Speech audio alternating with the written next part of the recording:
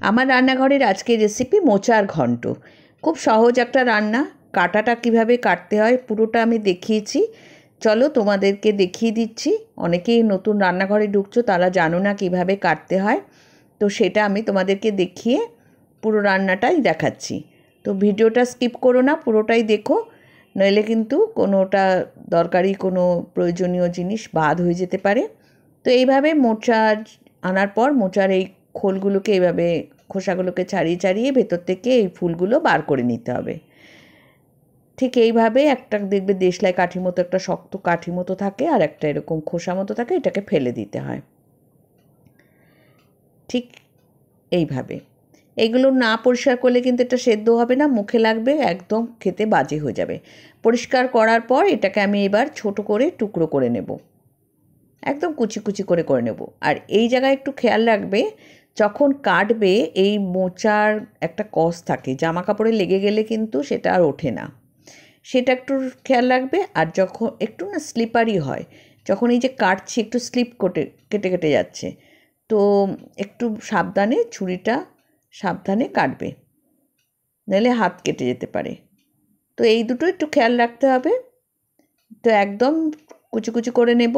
আর এই যে খোসাটা যখন ছাড়ালাম, ছাড়িয়ে এরকম বেরোলো, সেটা তো কাটলাম এইভাবে। আর একদম লাস্টে গিয়ে একদম মোচার এইটা এরকম কচি থাকে, সেইটাকে এইভাবে কেটে নিচ্ছি। এটার আর ওই কাঠিটা বার করতে হয় না, কারণ ওটা কচি থাকে, একদম ভালো মতো সেদ্ধ হয়ে যায়। তখন এটাকে ভেতর অংশটাকে এইভাবে কেটে নিচ্ছি, একদম সমান করে কুচি করে কেটে নিচ্ছি। আমার রান্নাঘরের রান্নাগুলো ভালো লাগলে অতি অবশ্য লাইক শেয়ার সাবস্ক্রাইব করতে ভুলো না। কড়াইয়ের মধ্যে দিয়ে দিলাম, দিয়ে এবার সমান পরিমাণ জল দিলাম। জলটা এমন করে দিতে হবে, জলটা কিন্তু আমি ফেলবো না, সেদ্ধ করে জলটা এর মধ্যেই থেকে যাবে। দিয়ে দিলাম নুন, আর দিয়ে দেব হলুদ। হলুদটা না দিলে পুরো কালো হয়ে যাবে। আর মোচা কিন্তু কেটেই রেখে দেবে না, সেদ্ধ করে নেবে, করে নিয়ে রেখে দেবে, পরে রান্না করতে পারো, কারণ কিন্তু নইলে পুরো কষ বেরিয়ে কালো হয়ে যাবে। তো এবার ঢাকা দিয়ে বসিয়ে দিলাম সেদ্ধ করতে। আর জল আমি একদম ফেলবো না, জলটা পুরো সেদ্ধ করব, আর যে জলটা থাকবে সেইটুকুনি দিয়ে রান্নাটা করে নেব। তো এবার মোচাটা একটু সেদ্ধ করে নিচ্ছি। সেদ্ধ হয়ে গেছে, এবার নামিয়ে নিলাম, অল্প একটু জল আছে। এবার কড়াইয়ের মধ্যে দিয়ে দিলাম সর্ষের তেল, আর দিয়ে দিলাম আলু। আলু এখানে আমি ছোট ছোট দুটো আলু নিয়েছি, নিয়ে ছোট ছোট টুকরো করে নিয়েছি, নিয়ে এবার এটাকে ভেজে নিচ্ছি। আলু ভেজে না দিলে কিন্তু টেস্ট লাগবে না, আলুটা একটু ভেজেই এর মধ্যে ব্যবহার করবে। তো আলুটা ভেজে নিলাম, ভেজে তুলে নিচ্ছি। এবার ওই তেলের মধ্যেই দিয়ে দিচ্ছি দুটো শুকনো লঙ্কা, দুটো তেজপাতা, আর দিয়ে দেব দারচিনি। দিয়ে একটু নাড়াচাড়া করে এর মধ্যে দিয়ে দিচ্ছি গোটা জিরে, ফোড়নে গোটা জিরে দিলাম। দিয়ে একটু নাড়াচাড়া করে এর মধ্যে দিয়ে দিচ্ছি নারকোল। তোমরা ছোলা ভিজিয়েও করতে পারো, নারকোল দিয়েও করতে পারো। তো আমার ছোলা ভেজাতে ভুলে গেছিলাম, তাই নারকোল দিয়ে করে নিলাম। আর আমাদের একটু নারকোলটা খাওয়া হয়, নারকোলটা ভালোও লাগে, তো নারকোলটা দিয়ে দিলাম। আর দিয়ে দিলাম দুটো কাঁচা লঙ্কা। ঝালটা নিজেদের টেস্ট অনুযায়ী দেবে, তবে বেশি ঝাল কিন্তু এখানে ভালো লাগে না। এবার দিয়ে দিলাম ভেজে রাখা আলু, দিয়ে এবার ভালো করে এটাকে নাড়াচাড়া করে এর মধ্যে দিয়ে দিলাম আদা, একটু বেশি পরিমাণে আদা দিলাম। দিয়ে আদাটাকে এর মধ্যে মিশিয়ে দিচ্ছি।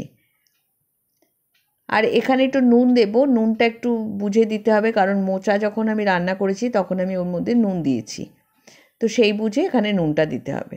দিয়ে এবার মোচা যে সেদ্ধ করে রেখেছিলাম সেটা দিয়ে দিলাম, ওর মধ্যে দেখবে একটু জল ছিল, সেই জলটাও দিয়ে দিলাম। এটা দিয়ে আলু সেদ্ধ হয়ে যাবে, আর বাদবাকি রান্নাটাও হয়ে যাবে। এবার গ্যাসের ফ্লেমটা বাড়িয়ে দিয়ে এটাকে ভালো করে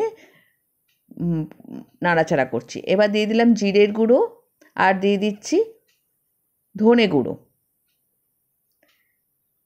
দিয়ে এবার এটাকে ভালো করে মিশিয়ে দিচ্ছি। এইভাবে করবে, নিরামিষ দিনে খেতে ভীষণই ভালো লাগে। মোচাটা ভীষণই ভালো লাগে। এই মোচা অনেকভাবে করা যায়, এটা আজকে নিরামিষভাবে দেখাচ্ছি, আমিষভাবেও করা যায়। দেখো জলটা অনেকটা শুকিয়ে গেছে, আরও জলটা শুকাবে, আরও জল রয়েছে। এই জলটা দিয়েই পুরো রান্নাটা হয়ে যাবে। এক্সট্রা কোনো জল লাগবে না।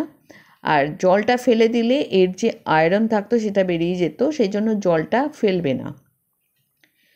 জলটা এমন করে দেবে যাতে জল অল্প থাকে, সেদ্ধ হয়ে যায়, বাদবাকি জলটা রান্না করতে করতেই টেনে নেবে। এবার ভালো করে নাড়াচাড়া করে এর মধ্যে দিয়ে দেবো আমি গরম মশলা, ঘি, এগুলো দিতে হবে। এখানে দিয়ে দিলাম একটু চিনি, আর নুনটা একটু দেখে নেবে যে ঠিক আছে কিনা, যদি মনে হয় অল্প আছে তাহলে একটু দিয়ে নেবে। আমার এখানে নুনটা ঠিকই ছিল, তো সেই জন্য আমি চেক করে তারপরে চিনি দিয়ে দিলাম।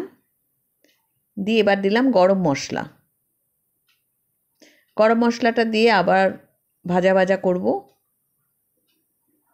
আর গরম ভাতে পরিবেশন করবে, খেতে ভীষণ ভালো লাগে। এখানে আমি 1 চামচ ঘিও দিয়ে দিলাম, দিয়ে একটু নাড়াচাড়া করে এটাকে ঢাকা দিয়ে দেব। আর জলটা যেন একদম টেনে যায় আর শুকিয়ে যায়। দেখো হয়ে গেছে। এবার এটাকে আমি নামিয়ে নিচ্ছি। তৈরি হয়ে গেল মোচার ঘন্ট। এইভাবে বানাবে, আর এর সঙ্গে গরম ভাত দিয়ে খেতে ভীষণ ভালো লাগে। ভিডিওটা ভালো লাগলে অতি অবশ্যই লাইক শেয়ার করো।